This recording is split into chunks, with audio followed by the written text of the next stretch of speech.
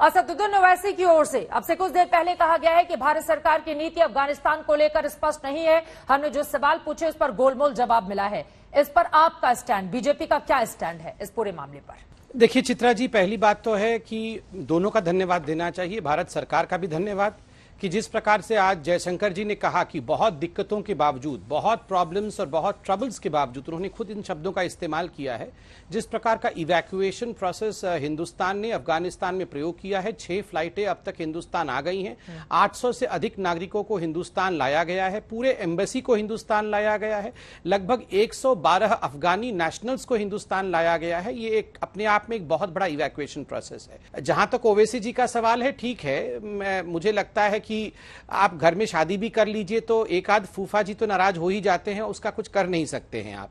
मुझे लगता है ओवैसी जी को इसी प्रकार देखना चाहिए। अच्छी पहल की है सरकार ने, ऐसी और पहल और मुद्दों पर आम राय बनाने के लिए होनी चाहिए। हर सवाल का जवाब नहीं मिला है, हम इंतजार करने को तैयार हैं।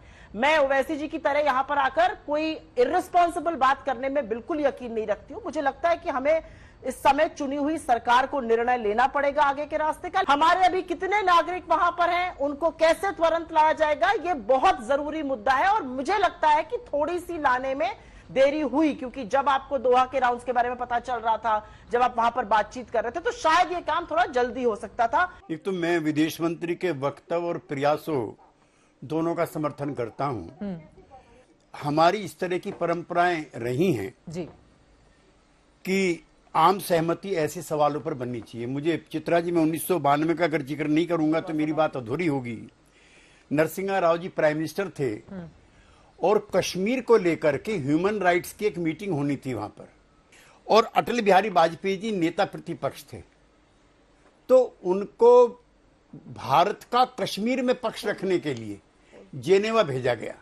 वहां पर जो एम्बेसडर थे पाकिस्तान के और जो विदेश मंत्री थे, वो अटल जी को देख करके चौंक गए कि ये कैसे आ गए यहाँ पर।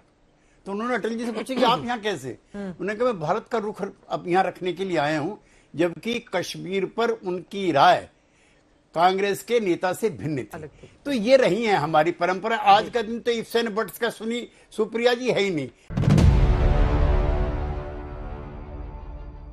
मैं वापस उस आंकड़े पर आना चाहती हूं कि अभी जो भारतीय वहां पर फंसे हुए हैं उनको आप कैसे लाएंगे, क्योंकि स्पीड अप करना पड़ेगा प्रोसेस। 31 अगस्त के डेडलाइन से तालिबान को अमेरिका या कोई भी मुल्क नहीं हिला पा रहा है। अंजना जी, सबसे पहले तो देखिए, आज भारत की सरकार ने सर्वदलीय बैठक करी और सभी दल एक साथ आए, उनको पूरी स्थिति का जायजा बताया। और उसके बाद इससे पहले भी आप देखे हैं, जब विदेश मंत्री जी बोल रहे थे, उन्होंने एक बात बिल्कुल सही बोली जो हर किसी को समझनी चाहिए। ये मुश्किल परिस्थिति जरूर है, लेकिन हमारी इच्छा शक्ति उससे भी बड़ी है।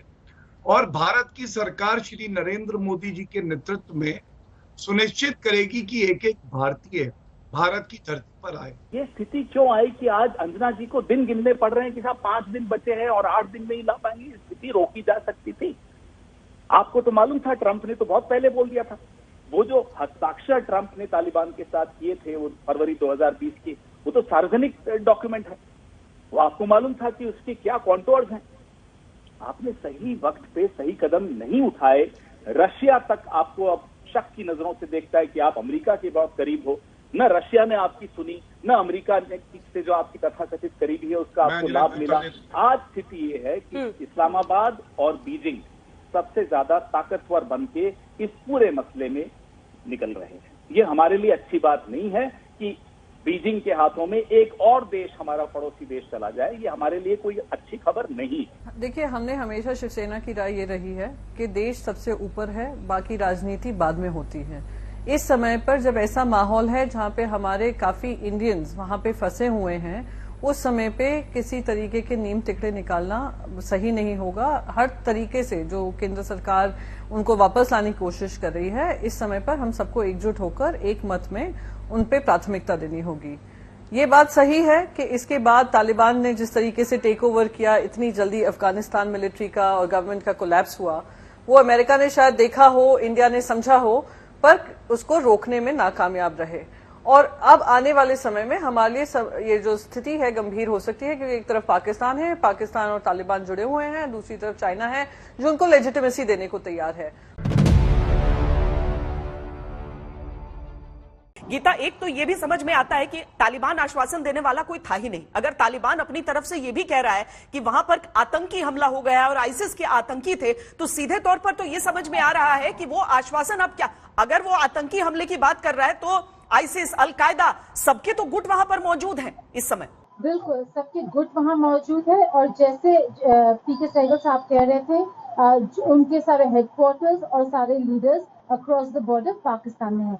आज CIA director, former CIA director general Petraeus ने उनसे बात की। उन्होंने भी यही कहा कि आज अगर अमेरिका की हार हुई है अफगानिस्तान में, वो इसलिए हुई है क्योंकि वो निश्चित था, वो इसलिए हुई है क्योंकि जितने भी तालिबान के लीडर्स थे उनका हेडक्वार्टर्स था, जितने भी आतंकी गुट है उनके लीडर्स और हेडक्वार्टर्स वो सब पाकिस्तान में है। तो कहीं ना कहीं अगर आप देखिए जो माहौल इंस्टेबिलिटी का पैदा हो गया है अफगानिस्तान में, उसकी वजह पाकिस्तान है।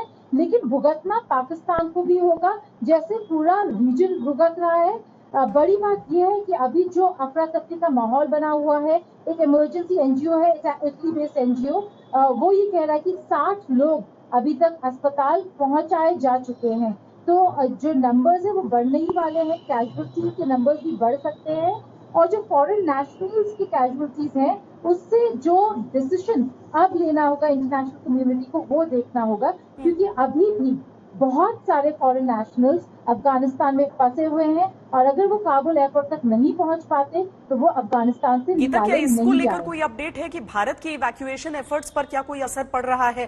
क्या हम थोड़ा सा और स्पीड अप करने की कोशिश करेंगे? बहुत असर पड़ रहा है। कल शाम को सिक्योरिटी अलर्ट्स कल शाम से आने शुरू हो गए थे। आज सुबह 3 देशों ने सिवियर सिक्योरिटी अलर्ट भेजे थे, अमेरिका, ब्रिटेन और ऑस्ट्रेलिया ने। अमेरिका और ब्रिटेन काफी साफ तौर से ये कह रहे थे कि आप हामिद करज़ई इंटरनेशनल एयरपोर्ट से दूर रहे। लेकिन ऑस्ट्रेलियन सिक्योरिटी अलर्ट में श्वेता बड़े क्लियरली लिखा था कि terror attack, imminent terror attack के अंदेश नजर आ रहे हैं।